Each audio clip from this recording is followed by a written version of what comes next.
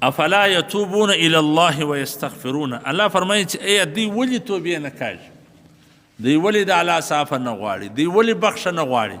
الله ډېر غفور رحیم ذات، که څوک عفو وغواړي که څوک بخښه وغواړي الله جل جلاله به عفو ورته وکړي، بخښه به ورته. الله خو هېڅ صرف وغواړه.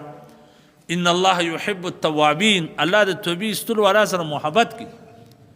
یعنی الله ته د مؤمن عاجزي او خاکساري خوند ورکوي. الله مؤمن ته د ګناه پیغور نه ورکوي، د ګناه طعنه نه ورکوي، زړه ګناه نه ور په یادوي چې تا داسې کړي، بلکې الله فرمایي فاولئک یبدل الله سیئاتهم حسنات، چې څه ګناهونه دې کړي زه په نیکي در بدل. څومره مهربان او کریم ذات.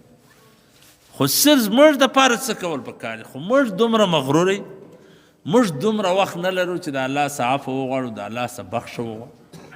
یعنی الله دومره مهربانه ذات وي، وایي دا کومې فرشتې چې پر چپه وژه ناست دي دا بدي لیکلو والا، وایي چې دی ګناه وکړي دا نه لیکي، کیدی شي وده یو نیک عمل وکړي چې دا ګناه په معاف شي، کیدی شي دی توبه وکړي، د لیکلو څه ضرورت د رعا ساته چې دا ډیوټي بدلیږي نه دا نه لیکي، او نیکي والا یې ډایرکټ لیکي ژر یې وایي.